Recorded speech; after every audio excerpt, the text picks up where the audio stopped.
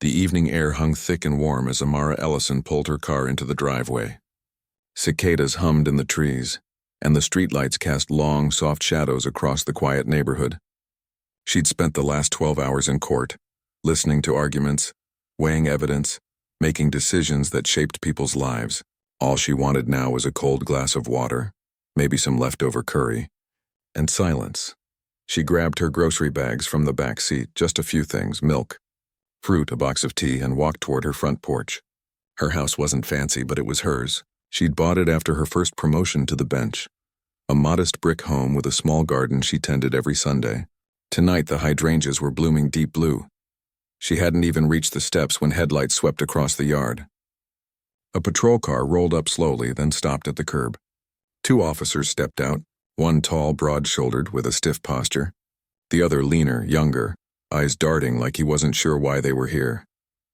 "Evening," Amara said calmly, shifting the bags in her arms. "Can I help you?" The taller officer, badge glinting under the porch light, didn't smile. "We got a call about someone acting suspicious around this address." Amara blinked. "That's odd. I live here." He stepped closer. "ID, please."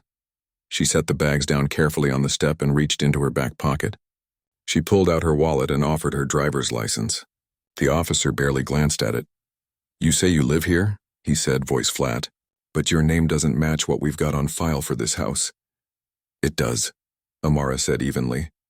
"I bought it 3 years ago. The county records will show that." He crossed his arms. "And you just happened to be walking up with groceries at the exact time someone reported a suspicious person?" "Yes," she said. "Because I live here." The younger officer shifted his weight. "Sir, maybe we should just—" "Hold on," the tall one cut in. He looked Amara up and down, the jeans, the simple cotton blouse, her hair pulled back in a loose bun. Nothing about her screamed judge, and maybe that was the problem. "Ma'am," he said, voice tightening, "I'm going to need you to turn around and put your hands behind your back." Amara went still. "Excuse me. You're under investigation for trespassing and possible impersonation. Until we sort this out, you're being detained." Her stomach dropped. "Not again, not here, not after everything." "I'm not impersonating anyone," she said, keeping her voice low but firm. "I'm Judge Ellison. I serve on the county circuit court. My judicial ID is right here." She reached slowly into her wallet again and held up the laminated badge. The officer snorted. "Nice try. Anyone can print one of those." The younger officer finally spoke up. "Boone, maybe we should call it in." "Verify." "Garza, stay sharp," Boone snapped. "This is exactly how they play it. Act calm, act official. But look at her. Does she look like a judge to you?" Amara didn't flinch, but inside something cracked. She'd heard that tone before, in high school and law school, even in early days on the bench. The disbelief wrapped in condescension. The assumption that a black woman couldn't possibly hold authority unless she was performing. "I don't have to look like anything," she said quietly. "I am who I say I am. And you're standing on my property threatening to arrest me for coming home." Boone stepped forward. "Last warning." "Turn around," she hesitated. Fighting would only make it worse. She'd seen too many videos, read too many reports, so she turned slowly, hands at her sides. The cold metal of the cuffs clicked around her wrists before she could brace herself. They were tight, too tight, and she winced as the pressure bit into her skin. "Boone, that's enough," Garza said, voice strained. "She's not resisting." "Procedure is procedure," Boone muttered, already pulling out his radio. "We're taking her in for questioning." Neighbors had started to gather. Mrs. Chen from next door stood on her porch, hand over her mouth. A teenager paused on his bike, eyes wide. No one said anything. No one stepped forward. Amara kept her head high as they walked her to the cruiser. Her groceries sat forgotten on the step, a carton of strawberries already starting to leak in the heat. Inside the back seat, the vinyl was sticky, the air stale. She stared straight ahead as Boone slid into the driver's seat, smirking. "Let's see how tough you are downtown," he said, starting the engine. She didn't answer. Anger burned in her chest, but beneath it was something heavier. Disappointment. Not just in him, but in the system she'd spent her life trying to serve. She'd worn the robe, upheld the law, believed in fairness. And yet here she was, treated like a criminal in her own neighborhood simply because of how she looked. The drive to the station was short, but endless. Every turn, every red light felt like an eternity. She thought about her mother, who'd taught her to always carry herself with dignity no matter what. "They'll try to make you small," she used to say. "Don't let them." At the station, they processed her like any other detainee, fingerprinted, photographed, held in a holding cell with a thin plastic bench and flickering fluorescent light. No one apologized. No one double-checked her ID against public court records. Boone acted like he'd done her a favor by not using force. 2 hours later, a sergeant finally came in, face pale. "Judge Ellison? What are you doing here?" Boone stood nearby, arms crossed, suddenly quiet. "I was arrested at my home," Amara said, rubbing her wrists where the cuffs had left red marks. "Without cause. Without verification." The sergeant stammered an apology, rushed her release, offered a ride home. She declined. She called a friend instead. When she got back, her groceries were gone, probably tossed by the officers who'd stayed behind to secure the scene. Her front door was slightly ajar. Inside, everything was untouched, but the violation lingered in the air like smoke. She stood in her kitchen, pouring a glass of water with trembling hands. She wanted to cry. She wanted to scream. But more than anything, she wanted justice, not just for herself, but for every person who'd been made to feel like a stranger in their own life. The next morning, she dressed carefully. Black robe, simple earrings, her judicial pin fastened just so. She walked into the courthouse with her head high, the bruise on her wrist hidden beneath her sleeve. She didn't know it yet. But Boone and Garza's disciplinary hearing had just been assigned to her courtroom, and this time she wouldn't be the one in cuffs. Amara didn't sleep much that night. Every time she closed her eyes, she saw the porch light, felt the cold bite of the handcuffs, heard that smug voice say, "Let's see how tough you are downtown." She got up before sunrise, made strong coffee, and sat at her kitchen table staring at the blank wall, not out of fear but out of calculation.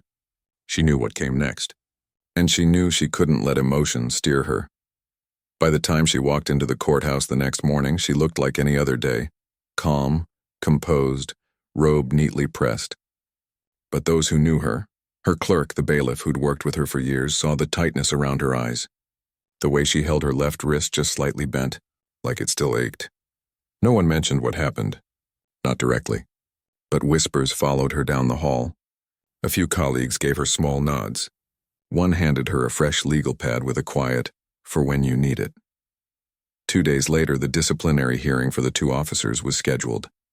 Internal affairs had moved fast, too fast, some said, because the neighbor who called 911 had already gone public with a tearful apology on social media. Body cam footage hadn't been released, but rumors were spreading.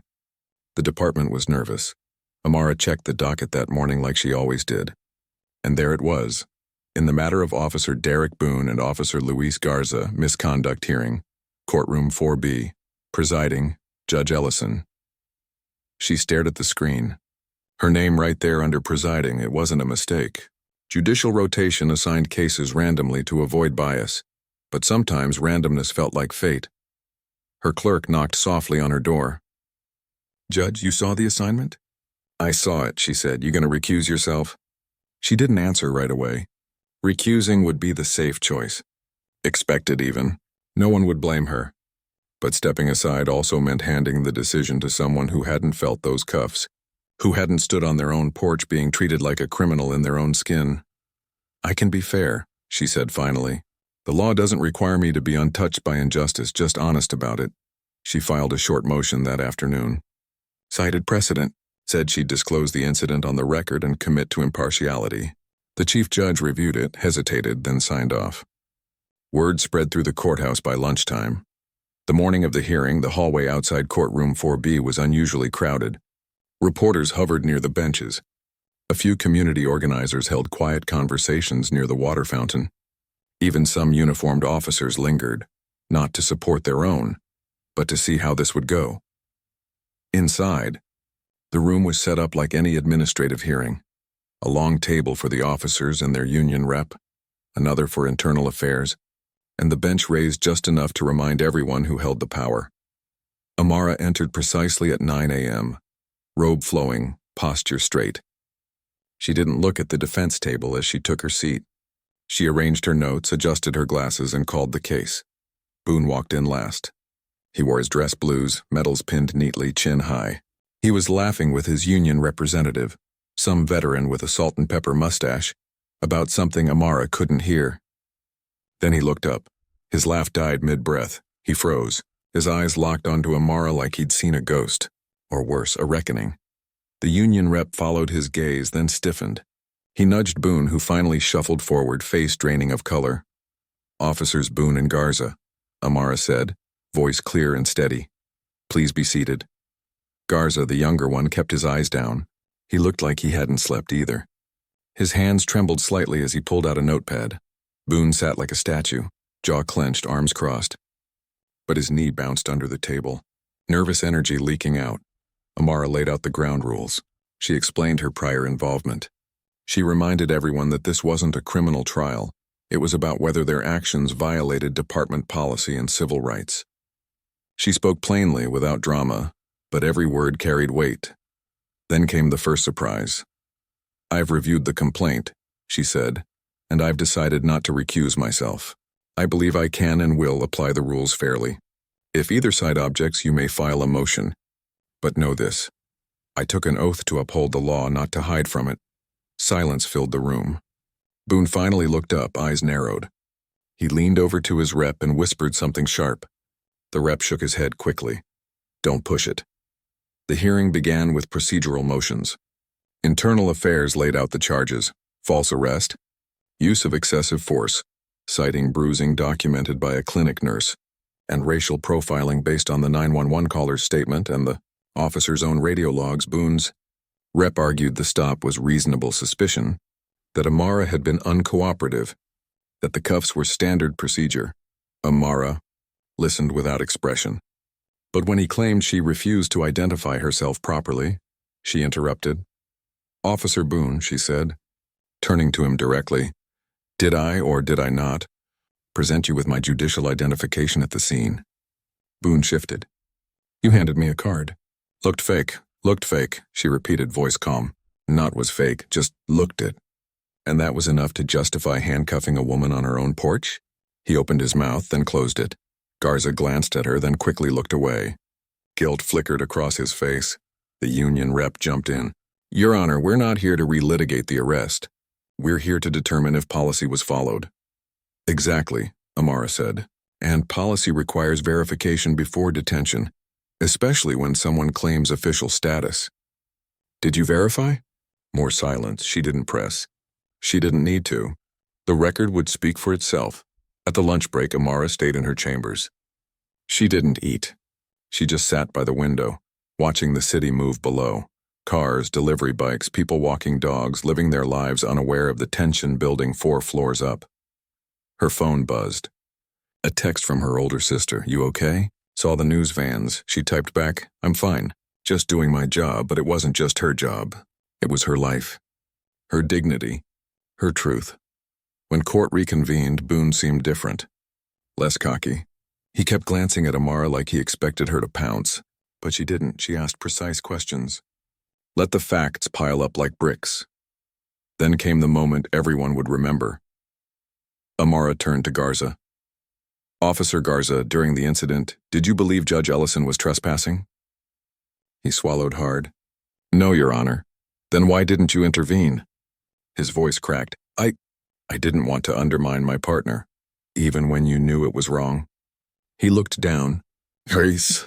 Boone shot him a glare, but Garza didn't look back. Amara nodded slowly. "Thank you for your honesty." That small admission hung in the air like smoke. It changed everything. By the end of the day, the hearing was adjourned until the next morning for witness testimony. As people filed out, Boone lingered. He stared at Amara for a long moment, not with anger, but something closer to fear. She met his gaze without flinching. He turned and walked out, shoulders hunched, alone in the courtroom. Amara finally let out a breath she'd been holding all day. She touched her wrist again, gently. Tomorrow, the real stories would be told. Neighbors, medics, maybe even the 911 caller. But tonight, she'd done what many thought impossible. She'd sat in judgment over those who tried to strip her of her humanity, and she'd done it with grace, with law, with quiet strength, and that, she knew, was its own kind of victory. The courtroom was packed by 9 the next morning. Not just reporters this time, Community members filled the benches, some wearing t-shirts that read, "Know your rights," or holding signs that said, "Respect the bench." A few elders sat in the front row, hands folded, watching with quiet intensity. This wasn't just about two officers anymore. It had become something bigger, a test of whether the system could see itself clearly. Amara entered without fanfare. She nodded to the bailiff, adjusted her robe, and took her seat. Her expression gave nothing away, but inside she felt the weight of every pair of eyes on her.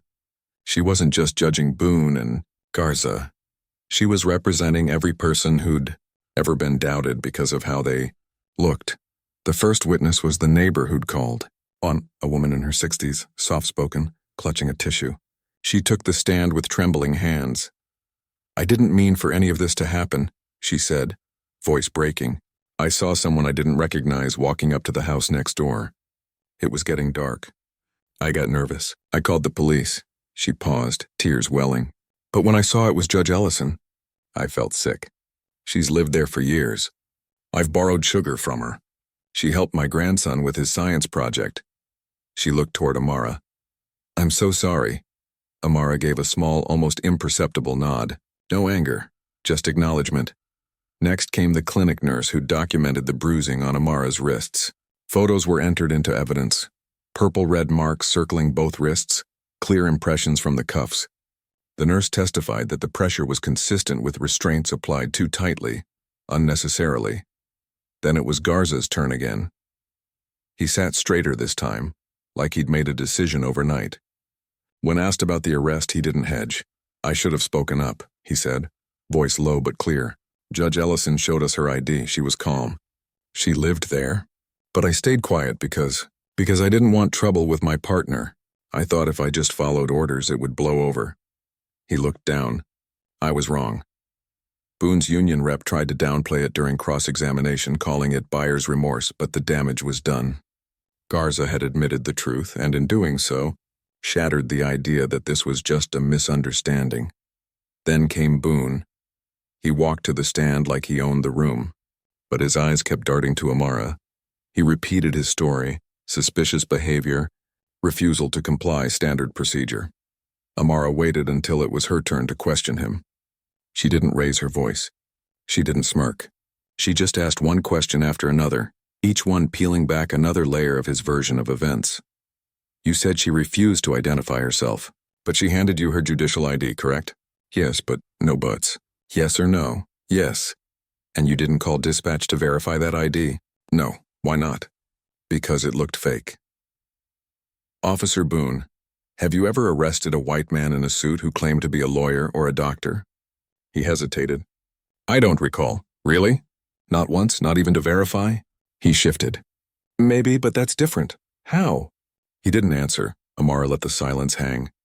Then she asked, "When you saw Judge Ellison on that porch, jeans, grocery bags, no uniform, what did you assume she was?" Boone stiffened. "I didn't assume anything. But you called her ma'am in your report, not Your Honor or even Ms. Ellison. You referred to her as the subject. You wrote that she matched the description of a person of interest. But the 911 caller never gave a description. Just said someone unfamiliar." He opened his mouth, then closed it. "You assumed," Amara said quietly, "because of how she looked. Isn't that right?" The courtroom was so quiet you could hear the clock ticking on the wall. Boone finally muttered, "I was doing my job." "No," Amara said, just loud enough for everyone to hear. "You were doing your bias." A murmur rippled through the room. Boone's face flushed red. The union rep objected. Amara sustained it, but the point had been made. During a short recess, Amara stepped into her chambers. She poured water, ran a hand over her face. For a moment, she let herself remember being 16, walking home from the library, stopped by officers who just wanted to ask a few questions. She remembered her mother's voice. "Keep your hands visible. Speak softly. Don't give them a reason." She'd spent her whole life trying not to give anyone a reason. And still they found one. When court resumed, a surprise witness was called. A retired police captain, black in his 70s, sharp-eyed and steady-voiced. He'd served 30 years on the force, risen through the ranks despite resistance, and now taught ethics at the police academy. He didn't mince words. What happened that night wasn't just bad judgment, he said. It was the result of training that teaches officers to see threat before humanity, especially in black bodies. We drill command presence and officer safety, but we rarely teach humility, or how to admit you might be wrong. He looked at Boone. You didn't see a judge. You saw a black woman alone at night and your training told you she was a problem. That's not justice. That's habit. Boone stared at the floor. Later, as the day wound down, Amara allowed a short personal statement, not as testimony, but as context. She spoke without notes. I didn't become a judge to be treated better than others, she said, voice calm but firm. I became a judge to make sure the law protects everyone equally. What happened to me happens to people who don't have a robe to hide their pain, people who can't file a motion or call a chief judge. This hearing isn't about me getting revenge. It's about making sure it doesn't happen again to anyone.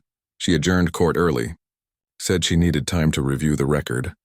Outside, the crowd lingered. Some clapped softly as she walked by.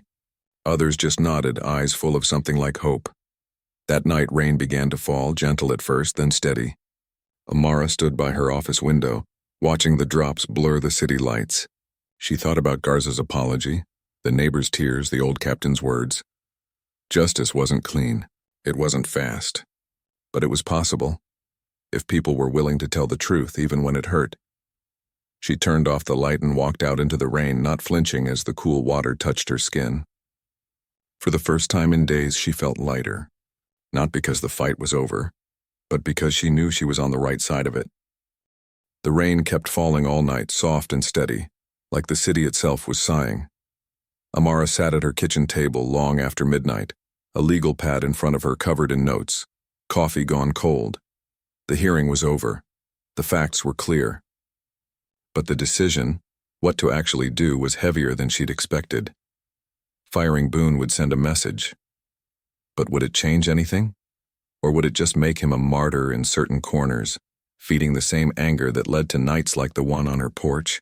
And Garza, he'd owned up, showed remorse. Did he deserve to lose everything over one moment of silence?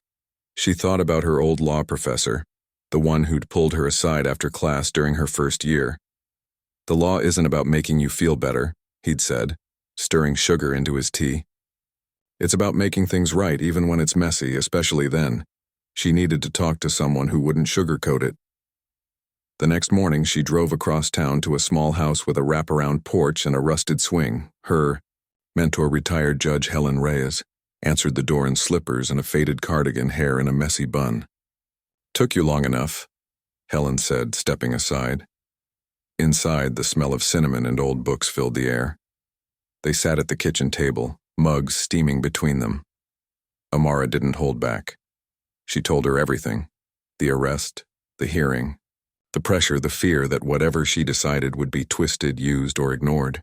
Helen listened without interrupting. When Amara finished, the older woman leaned back and said, "You're not just deciding their fate. You're showing people what justice looks like when it's held by someone who's been on both sides of the bench." "I don't want revenge," Amara said. "Good," Helen replied, "because revenge wears a robe too sometimes, and it never fits right." They talked for hours, about accountability, about growth, about how systems only change when people inside them refuse to look away. Helen didn't tell her what to do, she just reminded her, the law gives you tools, use them wisely. Back in her chambers the next day, Amara began drafting her ruling, not with anger but with care, every sentence measured, every citation precise. She referenced department policy, constitutional standards, past cases where officers faced consequences for similar conduct. She made it clear, this wasn't personal, it was professional and necessary. Then, late that afternoon, there was a knock. Garza stood in the doorway, still in uniform but without his badge visible. He looked exhausted. "Judge Ellison," he said, voice low. "I know I shouldn't be here, but I needed to say it to your face." She nodded, gesturing to a chair. He didn't sit. "I've been on the force 5 years," he said. "I joined because I wanted to help my neighborhood. But somewhere along the way, I started thinking the only way to survive was to go along, That night, I saw what was happening, and I said nothing. He swallowed hard. I let you down, I let myself down, and I'm sorry, not just for the cuffs, but for not having the courage to stop it. Amara studied him. She saw the shame, yes, but also something else, a flicker of wanting to do better. Apologies don't erase harm, she said gently, but they can be the start of repair. What will you do differently now? He looked her in the eye. I've already signed up for the department's bias intervention program. I'm talking to the youth group at my church about respectful policing. And if you think I should lose my job, I'll accept it. But I hope I get a chance to earn back trust. She didn't promise anything, but she thanked him for coming. After he left, she stared at her draft ruling. His words settled into the spaces between the legal language. Justice wasn't just punishment, it was also the chance to change. That evening, she checked her mailbox. Among the bills and court notices was a plain envelope with no return address. Inside, a single sheet of paper. Know your place, or next time it won't be cuffs. Her breath caught. She didn't call the police, not yet. Instead, she tucked the note into her desk drawer, evidence if needed, and walked to her bedroom window. Outside, the street was quiet. A couple walked their dog. A teenager rode past on a bike, music leaking from his headphones. Normal life, fragile but persistent. The next morning, more letters arrived, this time from strangers. A high school student wrote, "You make me believe I can be a lawyer too." A retired teacher sent a handmade card with pressed flowers. "Thank you for standing tall." A mother in another state shared how she'd shown the news clip to her daughter and said, "See? She's proof you belong anywhere you earn your place." Amara read them all. Then she went back to her ruling and added one final paragraph, not for the record, but for herself. A quiet declaration that dignity isn't granted by a badge or a robe. It's claimed every day by how you treat others and how you hold your ground. She sealed the decision in an official envelope, addressed it to the chief of police and the civilian review board, and handed it to her clerk. "File it," she said. That night, she didn't stay late. She went home early, watered her hydrangeas, and sat on the porch as the sun set. No sirens, no flashing lights, just the sound of crickets and the distant hum of the city. For the first time since that night, she felt like she was truly home. Tomorrow, the world would see her decision. There would be cheers, maybe protests, definitely headlines. But tonight, in this quiet moment, she allowed herself something rare. Peace. Not because the fight was over, but because she knew she'd done it right. Not perfectly, but right, and that was enough. The courtroom buzzed like a live wire the morning Amara read her ruling. Reporters filled the back rows, pens ready. Community members sat shoulder to shoulder, some holding hands. Even a few off-duty officers stood near the back, not in uniform, just watching. Boone arrived with his union rep face tight, eyes avoiding the bench. Garza came alone, standing quietly by the wall, hands clasped like he was praying. Amara entered at exactly 9 a.m. She didn't pause, didn't scan the room for reactions. She walked to the bench, placed her sealed ruling on the desk, and called the matter. After careful review of testimony, department policy, and applicable legal standards, she began, voice clear and steady. "I find that Officer Derek Boone engaged in conduct that violated both professional ethics and civil rights protections." She laid it out plainly. Boone had failed to verify identity, used excessive force without justification, and allowed racial bias, whether conscious or not, to override procedure. His actions weren't just a mistake. They were a breach of public trust. "Effective immediately," she said. "Officer Boone is terminated from the department. His certification is referred to the State Standards Board for revocation. Additionally, given the nature of the false arrest and physical restraint, this matter is referred to the district attorney for potential criminal charges." A sharp intake of breath swept through the room. Boone's face went pale. His rep leaned over, whispering urgently, but Boone just stared at the floor like it might swallow him whole. Then Amara turned to Garza. Officer Luis Garza failed to intervene when he knew an injustice was occurring. That silence enabled harm. However, His subsequent honesty, accountability, and demonstrated willingness to learn reflect the kind of growth the department should encourage, not punish. She paused. Garza looked up, eyes wide. He is suspended without pay for 60 days. Upon return, he must complete advanced de-escalation and anti-bias training, perform 200 hours of community service in partnership with local youth programs, and submit quarterly reflections on ethical policing for 1 year. Garza nodded slowly, tears glistening but not falling. He mouthed, "Thank you." Amara closed her folder. This ruling isn't about punishment alone. It's about repair, about showing that the law applies equally to those who enforce it and those who live under it. The gavel came down once, sharp, final. The room erupted, some clapping, others shouting, a few officers shaking their heads as they walked out. But Amara didn't react. She simply gathered her papers and left through the side door, the noise fading behind her. Outside, cameras flashed. Microphones thrust toward her. "Judge Ellison, do you feel vindicated? Was this personal? What message are you sending to law enforcement?" She stopped just for a moment. "I'm sending the message that no one is above the law, not even those who wear the badge. And no one is beneath its protection, not even those who look like me."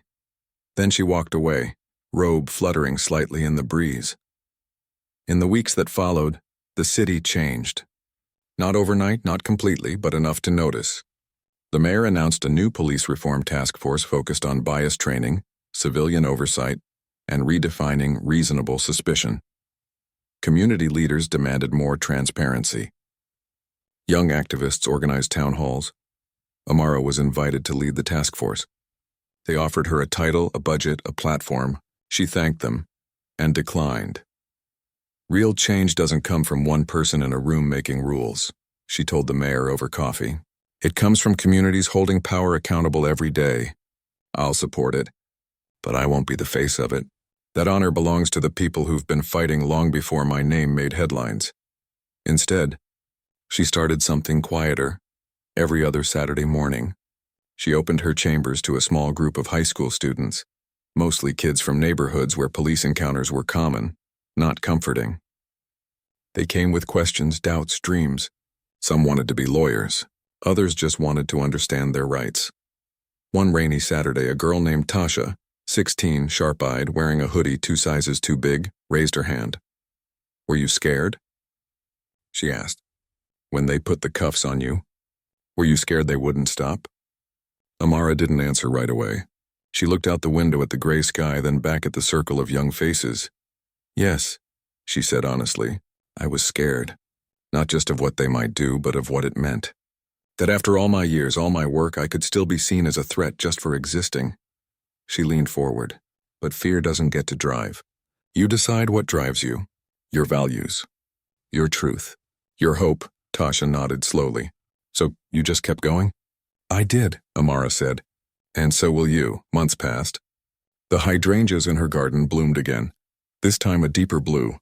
She still heard sirens sometimes, but they didn't make her tense anymore. She'd walk to her mailbox, wave to Mrs. Chen next door, check on her tomato plants. One morning, she found a small envelope tucked under her welcome mat. Inside was a drawing, a courtroom, a judge in a robe, sunlight streaming through the windows. At the bottom, in careful handwriting, "You showed us what courage looks like." The youth law circle. She pinned it to her office bulletin board right next to her judicial oath. Life didn't go back to how it was before that night on the porch.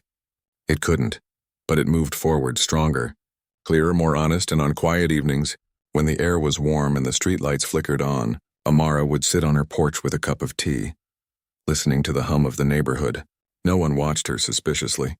No one questioned her right to be there. She was home.